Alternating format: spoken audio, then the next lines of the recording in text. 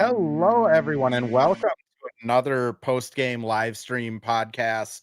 Still not sure what we're calling this, but it is the Missing Links. And I'm your host, Andrew Dukowitz, beat reporter for Zone Coverage. I cover the Lynx, Wolves, and now Gophers women's basketball team. Oh, nice. Right? And you heard him already. That's Sneaker Reporter, the Travis Singleton, on the pod tonight. How's it going, man? It's going good, man. It's going good. I appreciate you for having me on. And man, I feel like I always get on everybody's podcast after a loss. I don't know what it is, but we got to fix that. Yeah, I don't know if it's just like you are cursed and you're Oh, hopping on God. podcasts and leaving towns right before they win championships, or Oh, if it's man. just like you need to do more podcasts, but like something has to change. Something has to change. I'm at this point, I think it's to do more podcasts pretty much. So I Well, just and got to bank on that. you used to do something kind of like this for No, for the sure. Yeah. Celtics, right? Yeah, for sure. You know, we had CLNS radio where we used to do the podcast for that, and then on top of that, I mean, I even had the sneaking in sports, excuse me, where I was doing stuff with that. But then not everybody's Andrew. You know what I'm saying? Sometimes it takes it. Look. Sometimes it takes some time to grow. You know what I'm saying? So, and sometimes I got my hands all over the place. So that's a whole nother thing. Well, I have followed the Sneaker Reporter style, so I will say thank you for. I mean, what I didn't realize this was going to be like an emotional thing at the beginning of the podcast, but It's thank you okay, for man. being an awesome mentor. Thanks for people that don't know, Travis is stuck next to me. Oh God, every Lynx game and like a third of the Wolves games. So like Yep. we end up having to talk to each other quite a bit, and Travis is a big reason why I am where I am right now, because I have full disclosure stolen his style of humanizing athletes. Nah, man, I appreciate it, man. At the end of the day, I mean, I look at it as like a compliment. You know what I'm saying? So it is what it is. I mean, at the end of the day, like it's crazy because when I started doing that, like video in the locker rooms and stuff like that, back when I was in OKC, like everybody would kind of look at me like I was funny, But like fast forward 10 years now, and it's like it's a big deal now. Everybody's doing it, at the same time. It's all about just making sure that you get the content out to the people that really want it. Yeah. And you're doing a great job of that. Continue to do it. I'm watching. I'm here along the journey. And like I said, if you need anything, let me know. I mean, you already got all the sponsors on the right hand side, man. It's just I, going crazy, man. it is wild to officially say that I am paid to talk about basketball. That is a sentence I never thought I would say, and a very obvious humble brag for the people joining into the live. But Yeah, it is wild how far just putting out content that I always wanted as a fan. Like this is the stuff I always wanted: charity events, asking Cheryl if she's going to dye her hair pink. Like yeah. those are the things I always wanted to know. So I'm glad there's a bunch of basketball sickos like me. Speaking of sponsorships, while people are joining in here, before we get into the Liberty game, let's cut to a quick ad read. When we come back, we'll just kind of break down our key takeaways and go from there. Well, hello. Thank you. Maybe. Well, hello. Well, hello. Thank you. Or maybe we won't go to an ad read. And we're back with another ad read. This time for Pence Homes, the presenting sponsor of Hitting the Hardwood Network.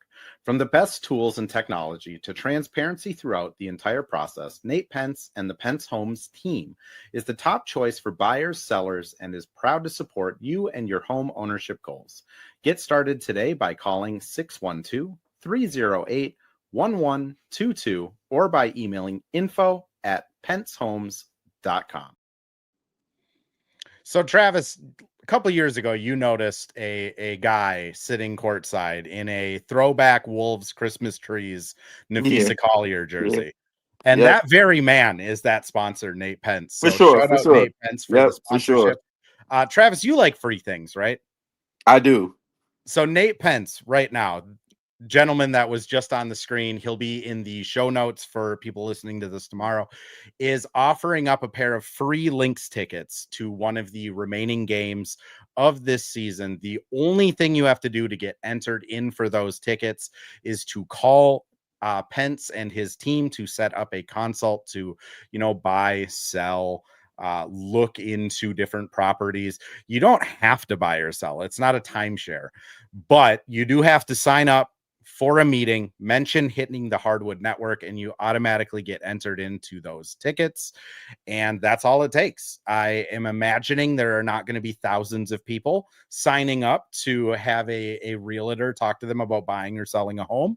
So your odds of getting those tickets are probably better than like winning the Powerball. So if you want to go to one of the last 4 Lynx games, Nate Pence is certainly someone that you could get hooked up with. Again, all you have to do is call or email him, set up a visit with him, consult, if you will, and then you are automatically entered for those tickets as long as you mention the Hitting the Hardwood Network or any of our individual podcasts, Lynx Happy Hour, Missing Links, or Hitting the Hardwood. Travis, so I just want to kind of throw it over to you. So Liberty finally get one over the Lynx, 85-75. It seemed like this was a game where the Lynx really struggled for most of the game. I mean, Yeah. It did not seem like it was even a 10-point loss, yet the Lynx were only down by 4 with like 3 or 4 minutes left and still had a chance. What were your overall thoughts of the game in general? Real quick, Nate, I need a house, man. So I don't know if I can win the tickets, but you know what I'm saying? We're gonna talk. We're gonna talk. Look like I'm gonna be here for a little while. So we're gonna have to talk. But anyways, is that a sneaker reporter exclusive that Minnesota has finally won him over into buying a house? That's an exclusive right there. Okay. For sure. So Nate, we gotta talk, man. We follow each other. We gotta talk. But anyways, back to what you was talking about. I think the biggest thing was obviously we knew JJ was gonna come out strong, and then the whole rivalry thing, and even with them talking about, oh, we heard what Natisha said, yada yada. So you knew there was gonna be some fuel to the fire with this rivalry, but at the same time, they just came out flat. Like Cheryl said, the team came out flat.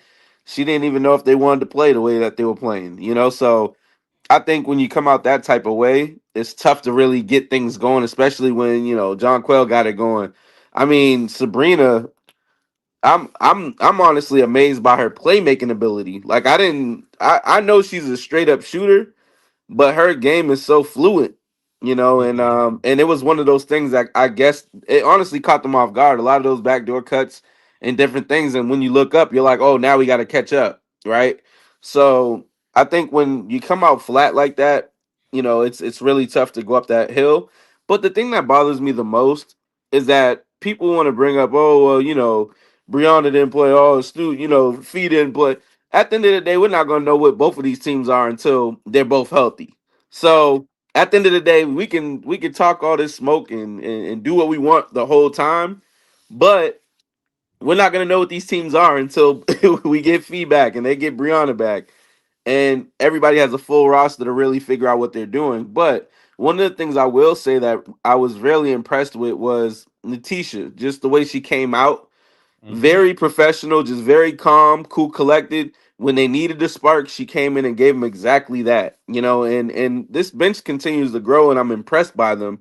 But you got to also factor in when K-Mac's not getting it going. That's another thing too. So overall, I obviously it's a loss, but I don't count it. This is one of those losses where it's like, okay, we still don't have Fee, they still don't have Brianna. We'll meet you down the road. That's pretty much what this is. We'll see you when we need to see you. And that's kind of the feeling I got from Court and T in the post game presser was just like, listen, we beat them 3 times in a row. Like they're gonna bring it. And it didn't sound like the Lynx necessarily. I mean, Cheryl's always pretty critical of their effort level. I hate calling out like players' effort because like I just don't know. Yeah. But when Cheryl's sitting there saying like it didn't look like we wanted to play today, I feel like she has a pretty good read on the team if For sure. effort's there. I mean, also like you said, K-Mac, when she's shooting, what she finished 2 for 9. Yeah. Court at one point shot 3 for 15 before Court kind of got going in the second half. But when you don't have Fee and your 2 shooters are kind of falling off a cliff, it makes it really hard to beat anyone. And it's For sure. I'm not a big moral victory guy, but they were only down 4 with like 5 minutes left. That is kind of impressive. It's impressive. I mean, what is, I don't know what their nickname is. I forgot what it is. Sab Quell or whatever. Yeah. But both of them got it going. So, when you have 2 starters that got it going and then you have 2 starters that are struggling and they start late, it's really tough, man. So, I think overall, like you said, you could take it as a moral victory if you want to, but this team still has to continue to grow. And they're finding it, and the thing is, they're finding themselves without, Nafisha Collier, which is just unheard of, in my opinion. But I mean, the things that this team that they're doing, it's tough to dwell on one game like this when you know that Fee's coming back soon, and the teams aren't there. That's the thing that bothers me the most, because they're not 100% healthy. Well, and I think both teams have talked about kind of the schedule being, I don't want to say like dumb, because that's probably oversimplifying it. But the way that the WNBA picked the schedule out, where they're playing 4 times in 2 weeks. Yeah. I mean, if someone's hurt, they're missing all of the games. And unfortunately, we really didn't learn anything from these series. No. I think if you're a Lynx fan, you can look at it and go, I don't know how the triple big lineup of Stewart, Jones, and Meesman is going to be able to guard the Lynx kind of ball movement and fluidity. But if you're the Lynx, and if you're a Liberty fan, I guess you could say, how are the Lynx going to be able to like rebound or do anything when we have so much size on the court? But we really don't know any of those answers because people were missing in these games. For sure. So in a way, it's almost like the fans got robbed more than anything else by the league's scheduling of these two. Cole mentions here in the chat, I'd love to get your thoughts on it, because we both cover the Wolves. Cole says, Courtney reminds me of Anthony Edwards, always eating their words. Just be quiet and beat them. I just wonder, what is your thought on the trash talking side? Because Court does talk a lot, just like Ant does. Yeah. I like it because she backs it up. Yeah. Right? It's one thing if you're talking and you don't back it up, but when you talk it and you back it up and you're actually hitting big clutch shots in moments when the team needs you, then it's kind of like I can do this. So yeah, she had to, swallow her pride tonight and take the L, and like she said, we're gonna take it on the chin. But I do like the fact that she's trying to take these shots and she's actually talking that talk, because she's letting people know we're not scared of you. We don't have Fee, but that don't mean that they don't got me. And that's exactly what it is. So she need to take that and phrase it. Actually, we ain't got Fee, but we got me. That's a t-shirt. Marketing. That's a t-shirt. That's a t-shirt right there. But what do you think, though? I love the trash talk. It's one of my favorite things about the NBA game, or sports. WNBA. Yeah. I mean, that's the era I grew up in, is, the Allen Iverson talking constantly, or Jason Kidd talking constantly. And like the point guard is the biggest trash talker on the team a lot of times. I also think like if you tried to bottle that up for Courtney, I don't know if she would like pop a blood vessel or something, because like that is so much ingrained in like her DNA of just talking throughout the entire game. And the Lynx don't really have anyone like that. I mean, Fee doesn't really talk. K-Mac once in a blue moon. T talks a little bit, but like you do kind of need that one person hyping everybody up. And I would much rather have it be like Courtney, someone who consistently backs it up, than a player that, doesn't back it up as much. We have a couple more questions in the chat here. I'm going to try and run one more ad read if this will work. Okay, go for it. Fan questions here. Okay. Well, hello. Thank you, Livestream Andrew. This is Ad Read Andrew. And today we have Firehawk Construction and Remodeling, the presenting sponsor for the Missing Links podcast. Firehawk Construction and Remodeling strives to inspire people to follow their ideas, working with respect and understanding to create a quality, tailored result. Firehawk Construction and Remodeling, located in Blaine and serving in the North Metro area, is here to help you with your building and remodeling needs. I can say personally, thanks to Firehawk Construction and Remodeling, I have a beautiful deck in my backyard, and countless projects that I started, they finished. Get started on your new deck or remodel today by calling Isaac at 763-686-8255. 710-5686. So, Travis, when you buy that house with Nate Pence and you need to put a deck on that house, yeah. MB asks in the chat over on Twitter, do you guys think Lan has a real shot at Defensive Player of the Year? I hope so. I'll just throw that one to you, Travis. Do you feel like she has a realistic shot at it? She should, but I feel like the way that it's looking, I don't know.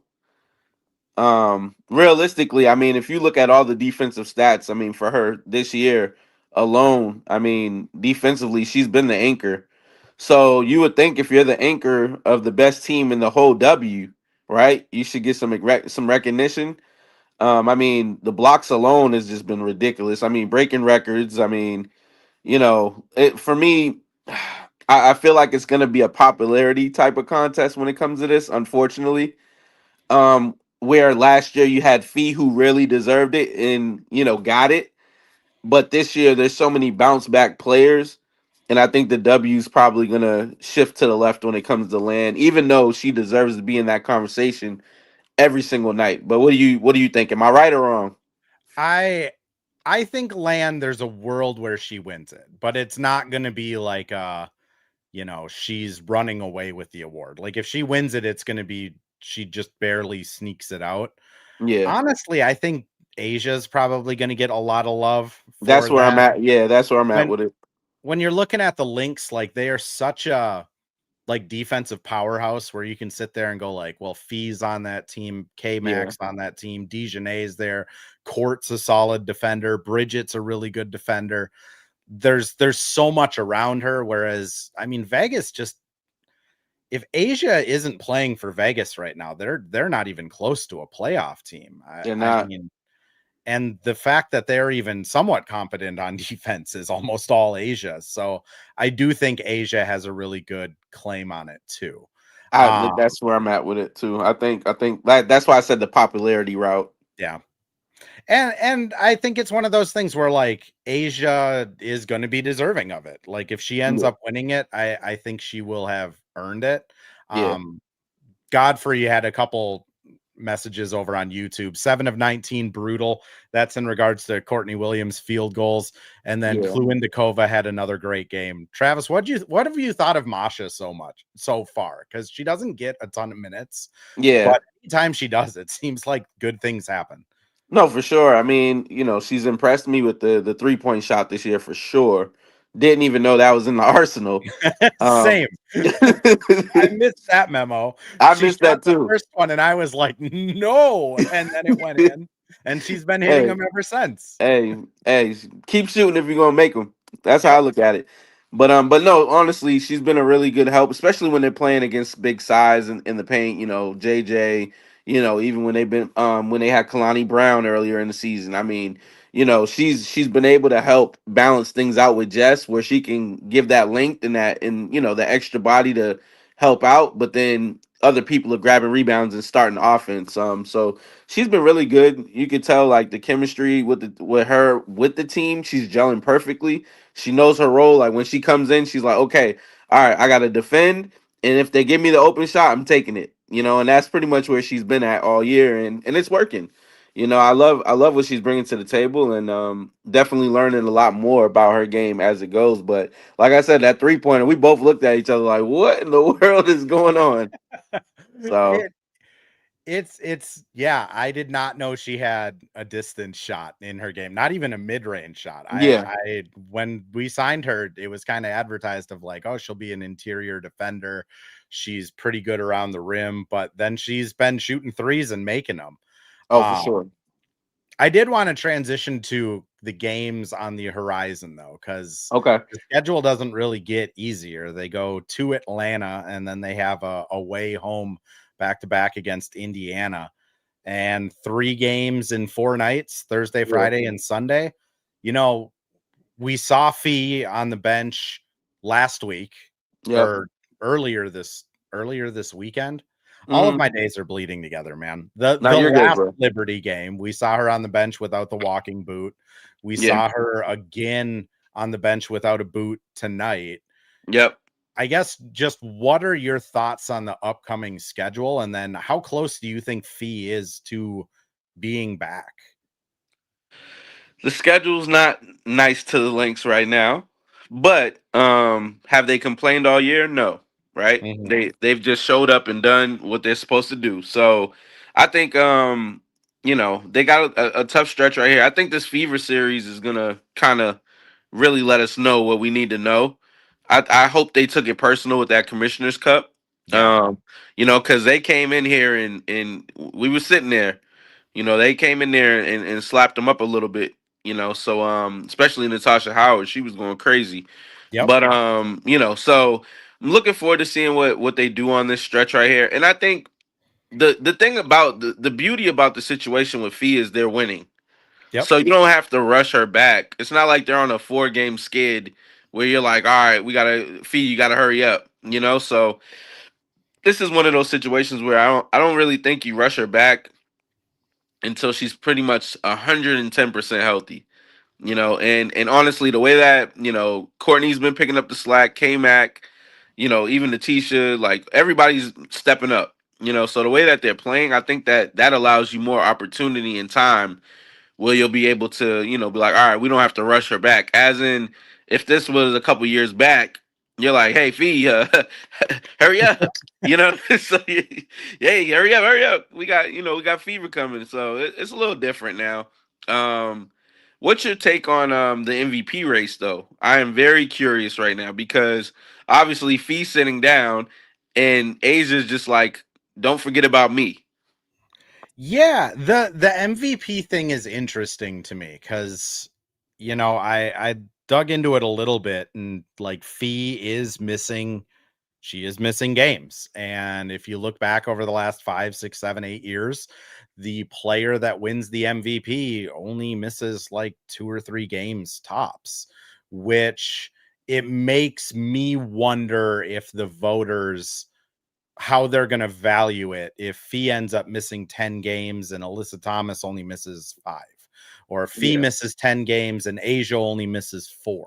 Like, is that extra 6 games that Fee was out going to be kind of weighted against her, or if it's going to be something where because Fee is having a historic season that they just overlook it? And that's where I just don't know. I mean, it's not like the NBA where if you don't play 75% of the games or whatever, you just can't win an award. Yeah. And I think Fee has definitely earned it. Like, she is the best. She has the top ranked defensive rating in the league among starters, and she's leading the league in scoring. She does everything for this team.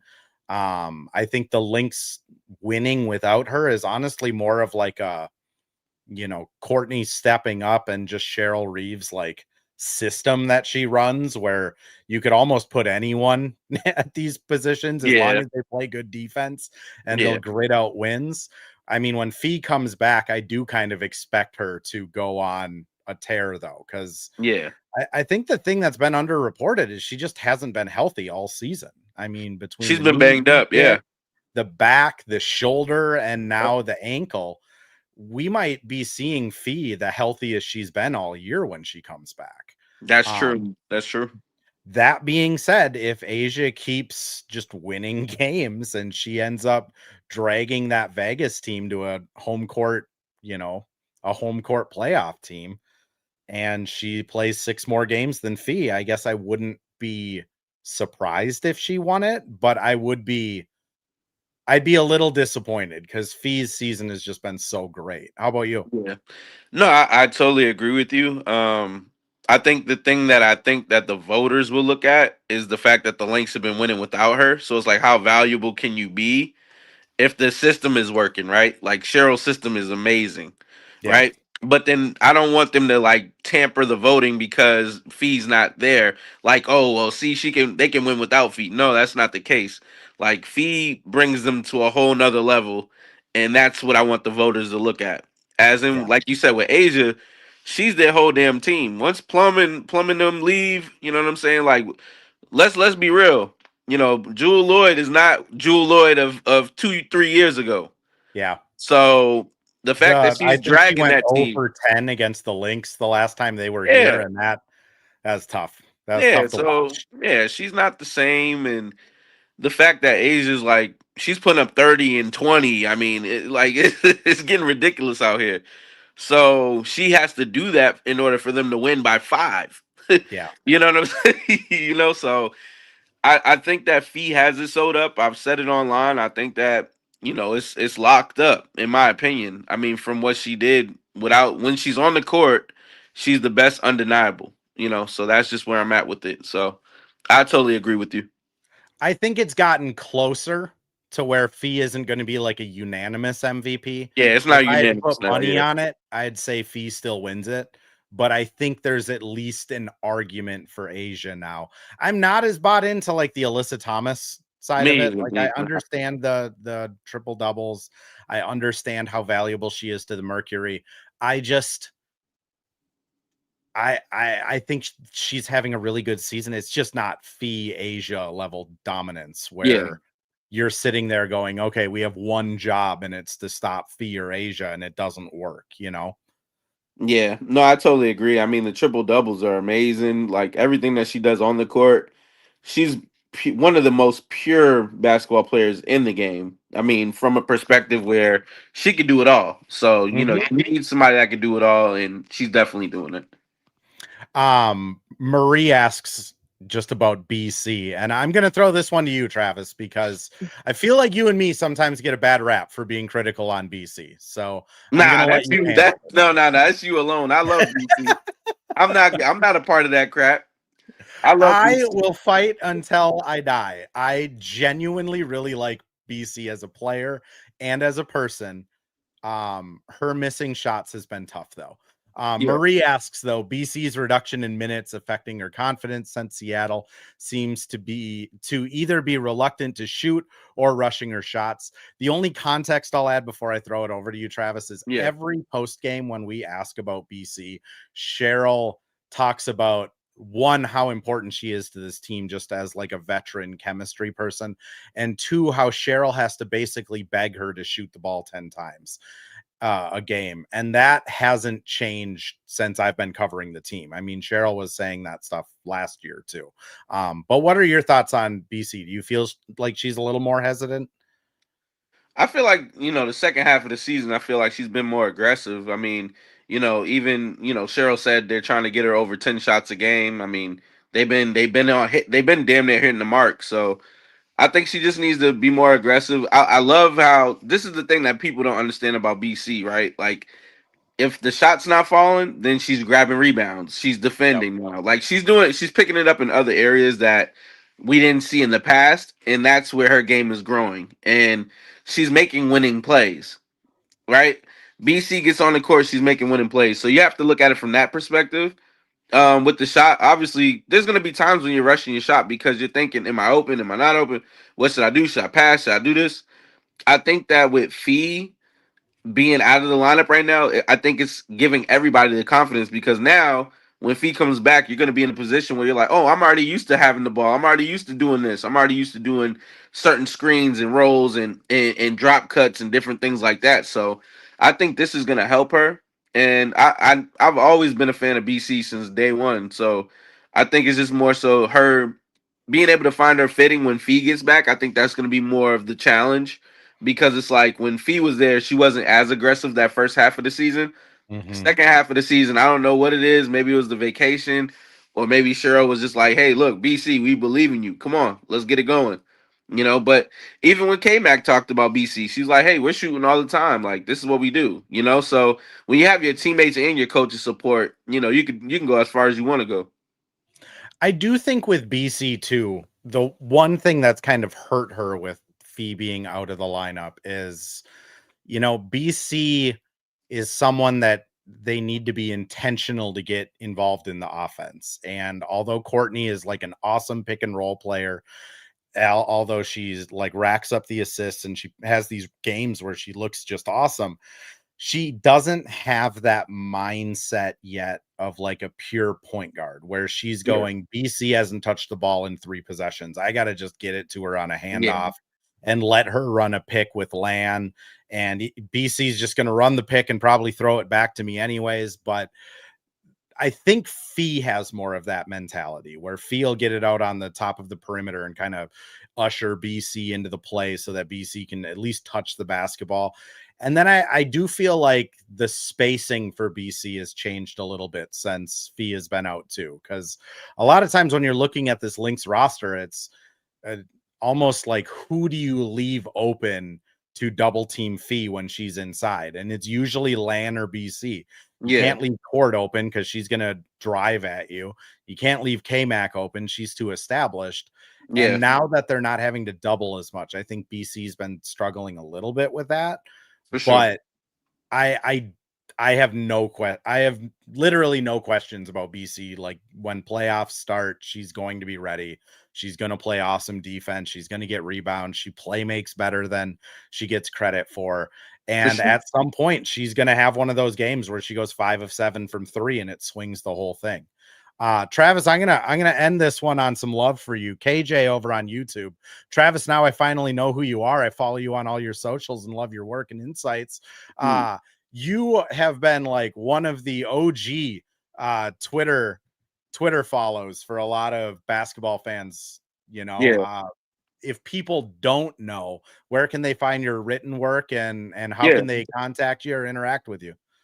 Hey, I appreciate you, KJ. Means a lot to me, man. And you can find me at Sneaker Reporter on everything. Twitter, Instagram, sneakerreporter.com. You can check out the writing on there. We're gonna have some NFL stuff going. We got some WWE stuff coming up. We got a lot of stuff coming. So just stay tuned. Sneaker Reporter, pretty much everything. And we got some partnerships coming up. So a lot of big announcements coming for the Sneaker Reporter brand that we got to, get going and stuff like that. So I'm looking forward to a couple of endorsement deals we got going right now. So for this upcoming season, won't really see me in too much Nike or Adidas. I will say that. So we got some stuff coming up. So are you finally caving in and coming to the Under Armour brand? No. Ooh. We're going overseas. Yeah. So, but it's all about partnerships, brands, and building up that that legacy, right? And being able to have something established. So, like I said, I appreciate everybody that's been following me, man. It's been a journey since 2012. So I've had my Twitter account, and I appreciate everybody that's been following. And Andrew, keep up the good work, man. I appreciate you too, man. And you keep putting that battery in my back. Sometimes I'll be like, man, I don't want to do this, I don't want to do that, and I'll see you post something, and I'm like, all right, I gotta get up. All right, let me do this. So I appreciate you for that too. We need that. We need that. I am a glutton for punishment. If there's one thing I'm good at, it's putting way too much time into work. So thankfully, I have friends like you, a wife like my wife, and people that keep supporting me on too. So I appreciate you, man. No problem. For the 300 plus people that have swung by the live here, either on YouTube or X, appreciate all of you guys. This is why we're doing this. Lynx fans deserve content. I mean, I've been kind of saying it since I got here on the beat of, you guys are, in my book, the best fans, not just in the WNBA, but like the best fans. You guys are absolute diehards, and you deserve a couple podcasts to listen to while you're going to work. Definitely appreciate the Lynx fans, man. They brought me in, and I was an outsider coming in, and now we're here now. All right. Well, thank you, Travis. I appreciate you, man. And this will get posted tomorrow morning at 7 a.m. if anybody is coming into the very end of the live stream. But until the next time, go Lynx. Go Lynx.